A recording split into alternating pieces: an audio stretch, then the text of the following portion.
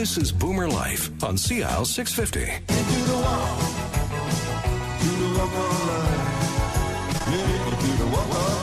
Welcome back. You're listening to BoomerLife on AlzhiemerSocietyBC. I'm Joanne Sutton, joined in studio today with Maria Howard, CEO of the Alzheimer's Society of BC.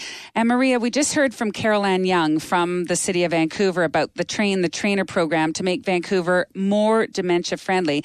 Is there anything that you wanted to add to that conversation? You know, we have so appreciated the partnership with the City of Vancouver so that we can really think about different ways in the city that people are interacting and, you know, whether it's with their work, whether it's their social activities, physical exercise activities, so that people are feeling supported by those working in the city to help them ensure that they have, you know, the best experience. I think also the idea about the Train and the dementia-friendly communities, while it's really an idea to support people living with dementia so that they feel included and safe, it's also for their caregivers and their care partners so that they also feel a sense of security that if their loved one, if their family member or friend is out in the community, that there are other people who are watching out for them. Because as a caregiver, you spend a lot of time worrying about the safety of your loved one with dementia. And so knowing that there's other people around who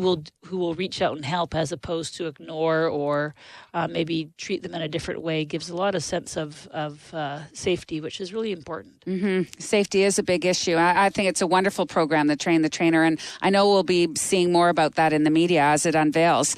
So right now on the show, we'd like to introduce you to Monica Wallini. And Monica is a professional engineer and, from what I understand, a professional volunteer. Monica, thanks for joining us today. Thank you so much for having me, Joanne. It is great to have you on the show today. And you're here mainly to talk about the Investors Group Walk for Alzheimer's. So we know it's coming up on May 7th. Tell us a little bit about that and how long have you been involved with the society? Yeah, so I've been involved with the society since 2011, where I was volunteering in other departments. And over time, I just saw the society as a great organization to be a part of. And I transitioned to various roles, including fundraising and other volunteering. And somehow I landed up in this role as a co-chair for the Vancouver Walk for Alzheimer's. This will be my third year. And I have my chair and really good friend, Leanne Nakamura, who's also been leading this event for her third year, who was actually volunteering in a different role for a couple of years previously. So they've got the two of you, you're the tag team. Yeah, you'll see us in twin jackets on the day of the walk. Our blue jackets kind of help identify us a lot easier for the participants. It sounds great, Monica. Now, I ask this of everybody who comes onto this program because we always like to connect on a certain level. So I wanted to know if you had a personal connection to the disease, to Alzheimer's disease or other dementias, and what your inspiration would have been for you to become a volunteer with the Alzheimer's Society. Yeah, so I'm originally from California, and when I moved here back in 2011, I knew I wanted to volunteer right away because I wanted to be a part of the community, not only to be a part, but to also learn more about it. I thought it was also a great way, if you volunteer, to meet people who had similar interests in a certain cause. And so I chose the Alzheimer's Society BC in particular because at the time of my move, my grandma had just been diagnosed with dementia. And she was living in California at that time, and I was living in Vancouver, so I thought the best thing I could do for her was volunteer my time to a cause that was important to both of us. So I've been with the society since.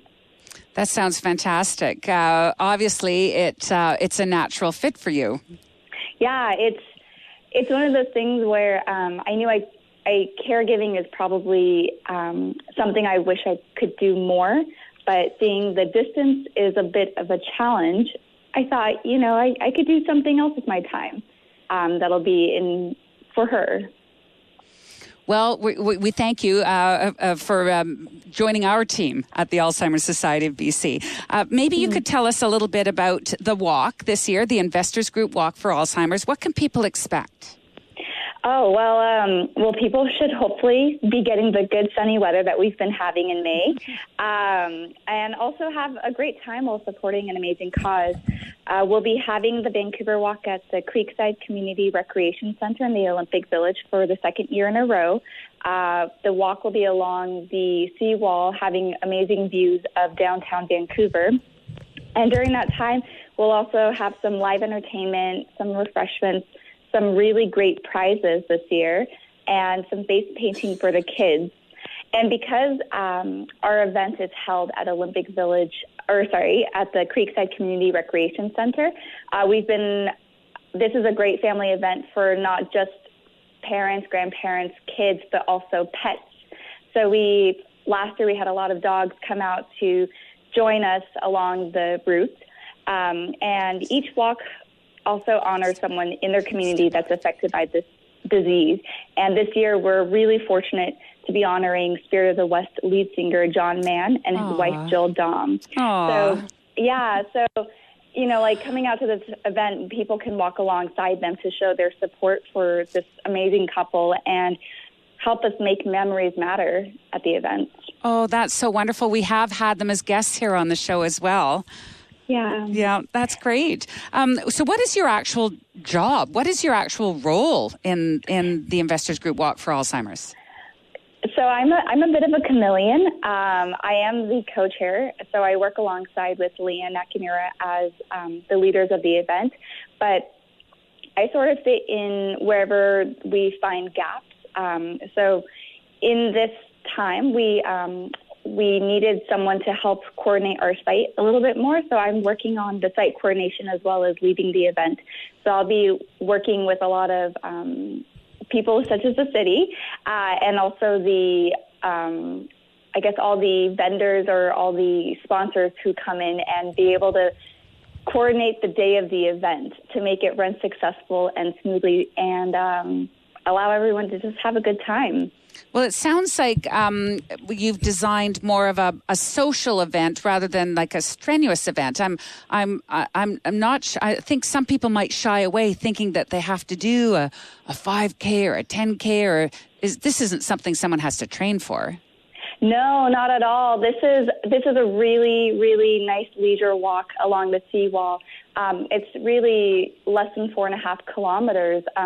That's back and forth from the creekside along the seawall and then just return right back. And if walkers choose to not walk the full 4.5 kilometers, they can certainly turn back at any time during the seawall to return to the gym or the creekside to be able to enjoy the refreshments before everyone else. And the entertainment and the family camaraderie. And what's the easiest way for someone to register for this? The easiest way to register is for someone to go online, search for Walk for Alzheimer's, and they can narrow the search, as this is a national event, they would narrow the search to British Columbia and then go to the specific city that they would prefer to walk in. So I would obviously say go to the Vancouver Walk because it's a beautiful scene to walk along the seawall around the False Creek area. And then the registration's free. So because the registration's free, it's really a great event where we want everyone to be able to participate in the event and just come out and have a good time and support those around us who are also going on this journey. I want to thank you for your contributions today, Monica. Is there anything else that you wanted to share with us about this event?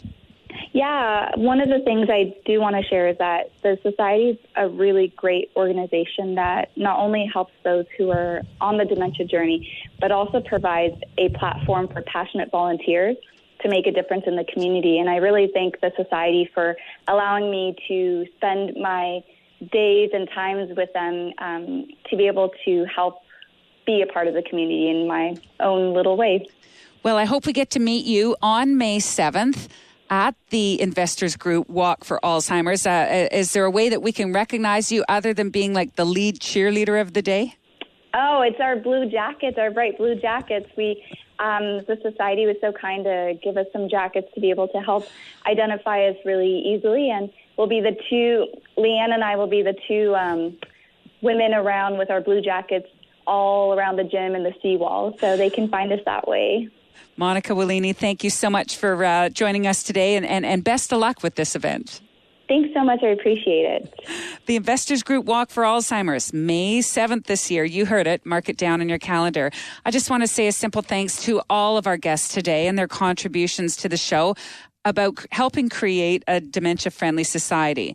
Mario Gregario was sharing his story of actually living with Alzheimer's, and Carol Ann Young also contributed from the Social Planning Department of the City of Vancouver, and Maria Howard, CEO of the Alzheimer's Society, sitting in, and her contributions about creating dementia-friendly communities. As members in our own neighborhoods, we all share a role of responsibility to be more aware and to be more educated. You can always get more information online at AlzhiemerBC.org. I'm Joanne Sutton. Thanks for being with us today on Boomer Life on CL 650.